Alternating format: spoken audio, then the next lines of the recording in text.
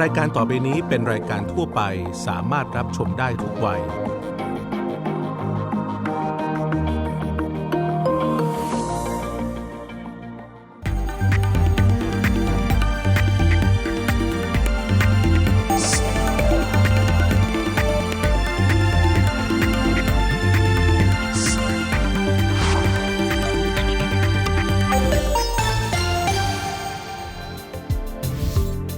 สวัสดีค่ะพบกับช่อพนิกาวานิชใน iASEAN รายการที่จะทำให้คุณรู้ว่าอาเซียนอยู่ใกล้ตัวกว่าที่คุณคิดพบกันทุกวันเสาร์แบบนี้ 9:30 ถึง 10 โมงทาง Voice TV 21 ค่ะคุณผู้ชมคะเรื่องของโรฮิงญาดูเหมือนว่าจะห่างหายไปจากหน้าสื่อแล้วก็ความสนใจของคนไทยตั้งแต่เมื่อปีที่แล้วนะคะทั้งที่ปีที่แล้วเรื่องนี้เป็นพาดหัวหน้าหนึ่งของทุกสำนักข่าวตั้งแต่มีการค้นพบขบวนการค้ามนุษย์ในภาคใต้ของประเทศไทยนะคะแต่ว่าล่าสุดค่ะสำนักข่าว AFP ซึ่งเป็นสำนักข่าวชื่อดังของโลกนะคะเขาได้จัดนิทรรศการรวบรวมภาพถ่ายชาวโรฮิงญาที่จะถ่ายทอดแล้วก็มีพลังอย่างมากนะคะจากที่หอศิลป์นี่เองจะสวยงามแค่ไหนมีพลังขนาดไหนเดี๋ยวเราไปดูกันค่ะ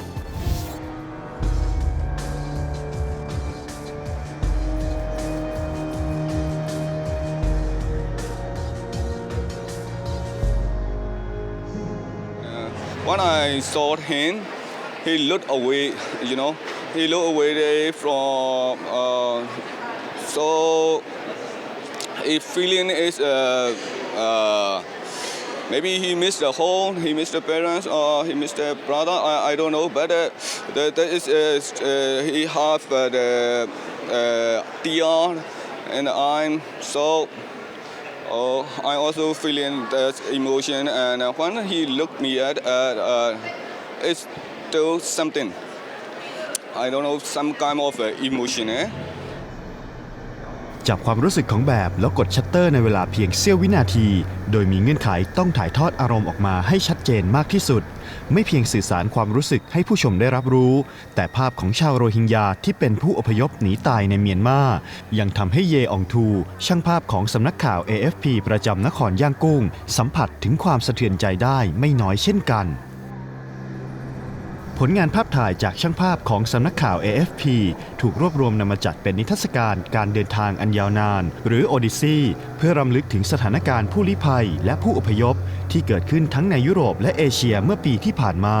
และยังจุดประกายความคิดให้ผู้ชมได้คำนึงถึงข้อเท็จจริงที่วิกฤตผู้ลี้ภัยและผู้อพยพไม่ได้เพียงพบแค่ในทวีปยุโรปแต่สถานการณ์การค้ามนุษย์ในทะเลอันดามันเมื่อปีที่แล้วก็อยู่ในขั้นรุนแรงเช่นกันแล้วเรารู้สึกว่ามันไม่ใช่เรื่องไกลตัวของเราอีกต่อไปแล้วอ่ะโรฮิงญามันแบบอย่างบ้านอยู่พระราม2เนี้ยมันใกล้สมุทรปราการใกล้สมุทรสาครเนี้ยแถวนั้นนะแรงงานต่างด้าวเยอะมากเราเลยรู้สึกว่าแบบมันเป็นเรื่องใกล้ตัวเราที่เราควรจะแบบรับรู้ไว้บ้างไม่ใช่แบบปล่อยผ่านไปอะไรเงี้ยมีโอกาสก็เลยมาดูคริสตอฟ อาชอมโบหัวหน้าช่างภาพของ AFP ประจำเอเชียตะวันออกเฉียงใต้ยอมรับว่าเมื่อลงพื้นที่จริงนั้นภาพที่เขาได้เห็นทำให้ไม่ใช่เรื่องง่ายที่จะคุมสติแต่ด้วยความเป็นมืออาชีพจึงต้องสื่อสารเหตุการณ์ตรงหน้าออกมาให้ดีที่สุด I feel shocked, when I'm suddenly confronted with hundreds of people crying, yelling for help. As any human being, I'm shocked to see what I see, to see how much misery people have to go through. But as a photographer, I feel that I am at the right place to report on an issue which I think is very important. And because I feel like I'm really doing my job and that my pictures have a chance to help raise awareness on a situation which I think is dramatic, somehow I feel I'm at the right place. ช่างภาพของ AFP ยืนยันว่าหน้าที่ของพวกเขาไม่ใช่การตัดสินว่าใครผิดหรือถูกกระทั่งใครเป็นตัวการทำให้เกิดปัญหาที่พัฒนาจนร้ายแรงเข้าขั้นวิกฤตหากสิ่งที่พวกเขาต้องทำคือการถ่ายทอดเหตุการณ์ตรงหน้าเพื่อเป็นอีกกระบอกเสียงพูดแทนเหยื่อของวิกฤตผู้ลี้ภัยและผู้อพยพในครั้งนี้นิทรรศการภาพถ่ายการเดินทางอันยาวนานหรือ Odyssey จะแสดงขึ้นที่หอศิลปวัฒนธรรมกรุงเทพจนถึงวันที่ 29 พฤษภาคมและจะย้ายไปจัดแสดงที่กรุงกัวลาลัมเปอร์ของมาเลเซียและกรุงจาการ์ตาของอินโดนีเซียต่อไปอากาศเปลี่ยนแค่ไหนความห่วงใยไม่เคยเปลี่ยนทิฟฟี่แผงสีเขียวทิฟฟี่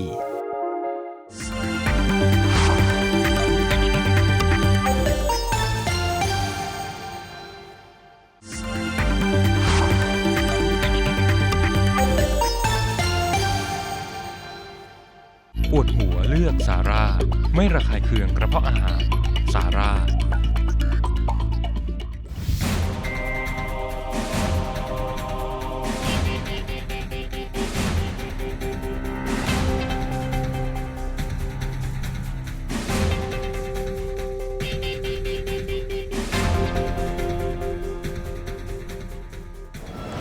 คุณผู้ชมคะในช่วงนี้เรามาอยู่กับเจ้าของผลงานนิทรรศการที่คุณผู้ชมอาจจะได้เห็นไปแล้วเป็นบางส่วนนะคะในช่วงที่แล้วคริสตอฟอาชงโบนะคะเป็นหัวหน้าช่างภาพของสำนักข่าว AFP ประจำอยู่ที่กรุงเทพนะคะแล้วก็อยู่มานานแล้วด้วยเดี๋ยวเขาจะมาเล่าให้เราฟังว่าการเป็นช่างภาพจริงๆแล้วต้องเผชิญกับอะไรบ้างแล้วก็นี่ไม่ใช่ช่างภาพแบบมือสมัครเล่นทำงานมาแล้วเป็น10 ปีนะคะสวัสดีค่ะ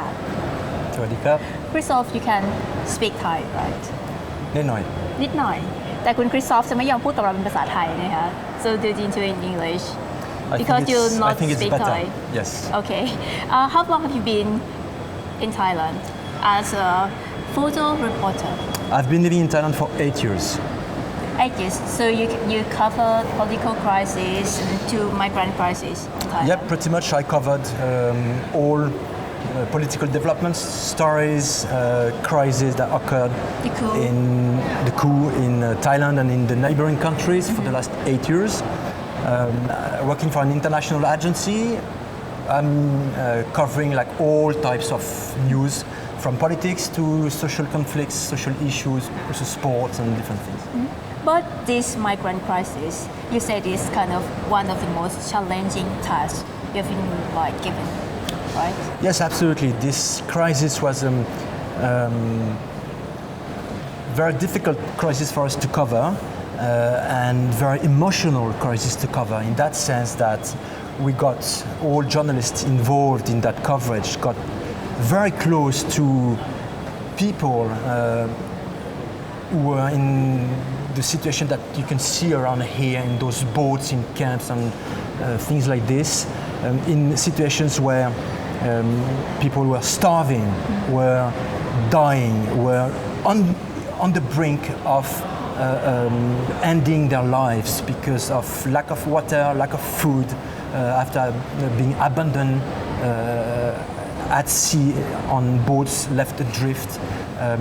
So this was very strong and very emotional for us, yes. You say it is even more challenging than to cover the political crisis in which some journalists, some photographers died in the conflict. Why is that? It was very challenging, but I think the idea is that we felt a very strong sense of responsibility when covering this crisis in particular, because we were facing a situation in which people, have taken that ultimate decision to leave everything behind. It's something very strong, when you're on a boat like this and you've undertaken that crossing of the Andaman Sea and the Bay of Bengal. Basically, you've taken the decision to leave everything, your family, your home, your things, your belongings, your traditions, your culture, everything behind. As opposed to political crisis, there's no break, there's no time when you think, okay, I've done my day, I'm going back home, enjoying something with my family, and tomorrow is another day. It just goes on and on and on for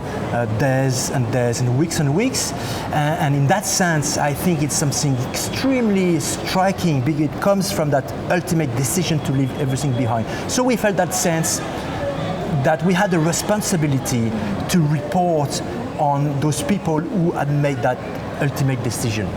That's why you choose to describe yourself as photo reporter, not photographers, right? Because you don't just like take pictures. Yes, you have absolutely. to report and tell the story behind. Yes, I believe that being a photo reporter involves doing pictures, but it involves telling a story. So the pictures are here to tell the story, and I believe that we are reporting not using ink, we're using light to tell the stories, but the idea is definitely to report, not just to show, like good pictures. It's a picture that are part of a series that are here to tell a story. So we are reporters, I believe. Surely covering migrant crisis is indeed very emotional. But is it also like more dangerous? You say that you had been covering the Afghanistan election and you say it is safe. Well, the thing is that, so as I told you earlier, I covered elections in Afghanistan in 2005, and it happens that when I got there, the country was going through one of those rare periods where the safety situation was not bad. So altogether, I think that Afghanistan is more dangerous and complicated. But this crisis, I will not speak about in terms of danger, it's not this. It's really the idea that you feel like you have to be very seriously doing your job of reporting, because it's a rare chance to expose the stories of those people. And I think it's that crisis that happened in Southeast Asia last year is very symbolic of the migration that have been happening throughout the planet, across the world for the last year and a half. And you don't often have the opportunity to get close to a boat. I've seen many pictures of migrants and refugees being rescued by boats from like border authorities and things like this. You see extremely dramatic pictures of boats that have sunk. But for once, we got close to a boat where people were still on board, and with the boat left drifting. And I think it was a very unique occasion to say that's how things happen, to capture those scenes. I'm talking about 400 people on a fishing boat. That boat, that's like one of those big fishing boats that you have in all ports in the region, that would take on board crews of maybe 10 to 12 fishermen, and that would go for like weeks of fishing campaigns and stuff like this. Here we are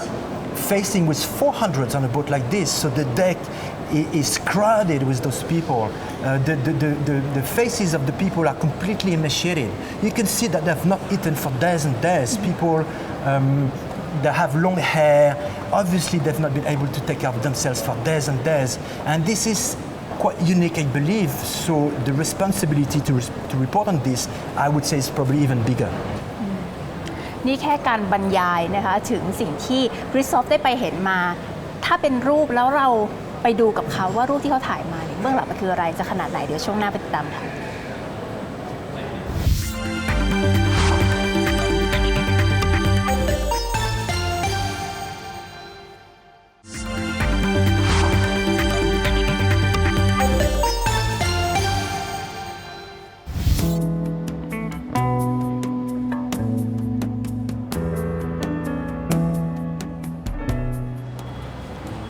ตอนนี้คริสตอฟพาเรามาดูตัวนิทรรศการแล้วนะคะแล้วก็เขาเลือกภาพแรกที่จะคุยให้เราฟังเพราะว่าเป็นภาพที่เป็นจุดเริ่มต้นของทุกอย่าง This is kind of the starting point of the migrant crisis in Thailand and Southeast Asia.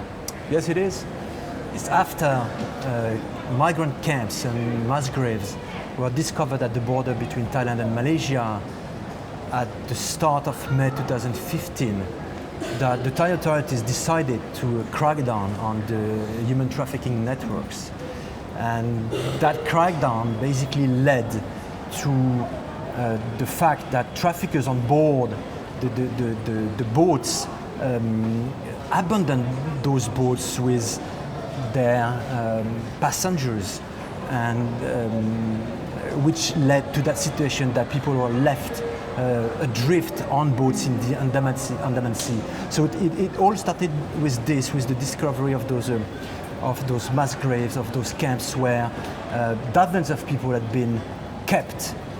in secret in the jungle, some beaten, tortured, and leading to dozens of deaths in those areas.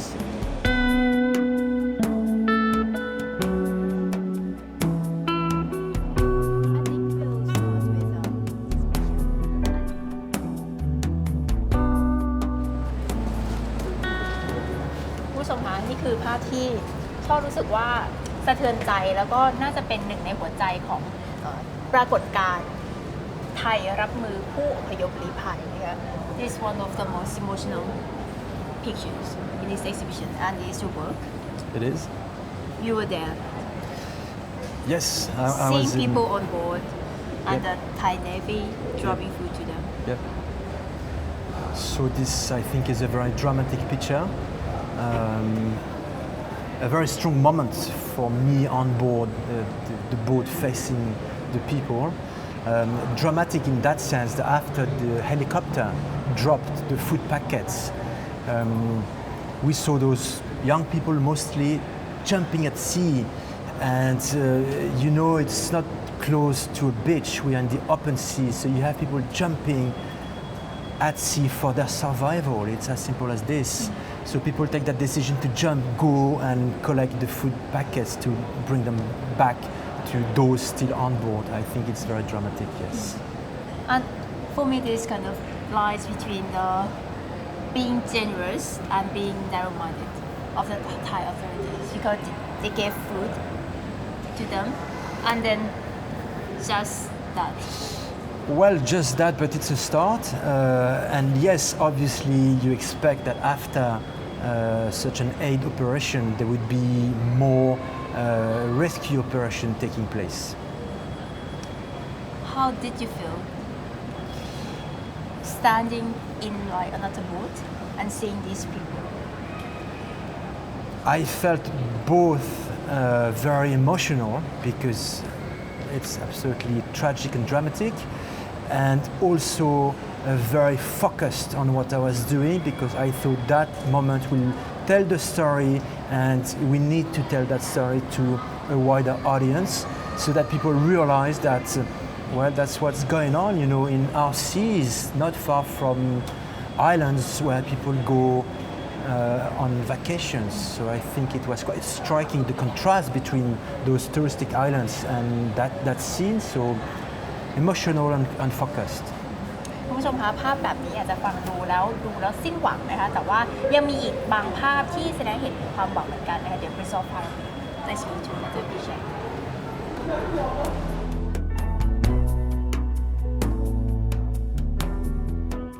คุณผู้ชมคะตรงนี้นะคะเป็นส่วนของภาพ before and after นะคะไม่ใช่ภาพการรีวิวเครื่องสำอางแต่นี่คือชีวิตก่อนแล้วก็หลังจากการได้รับความช่วยเหลือของบรรดาผู้ลี้ภัยชาวโรฮิงญานั่นเองนะคะ So this is a before and after section. Yes. Like before is kind of life at sea, and then in the refugee camp. Yes, so in this section we have combinations of pictures with pictures taken on the day when we encountered that boat carrying all those people, crying for help. Then on this picture, eating after then collected food rations. And then on the other side, you will have the same people 8 days, 10 days later, after they'd been rescued by fishermen off the coast of Aceh in Indonesia. So this was 10 days later from that picture. Yes. And these people doing the same order. This man is his man. It is. 10 days later, and it looks as if they have new life. Absolutely. Completely new life. Absolutely, and I think that's why we wanted to have that section with pictures before and after, because it shows somehow that those people, after being rescued, fed,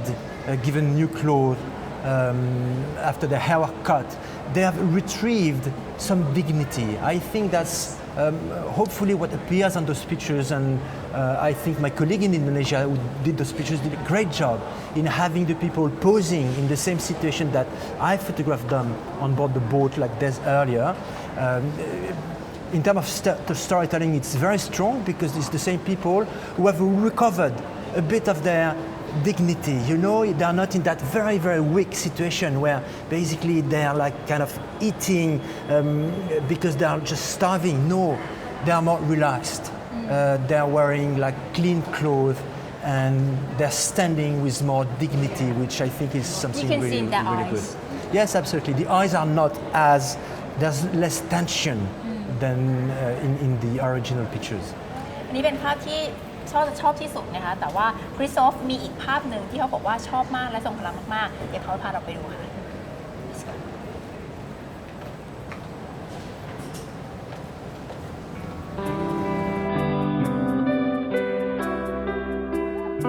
ผู้ชมคะตอนนี้เรามาอยู่หน้ารูปภาพที่คริสโตฟเลือกบอกว่าเขารู้สึกว่านี่คือภาพที่ทรงพลังที่สุด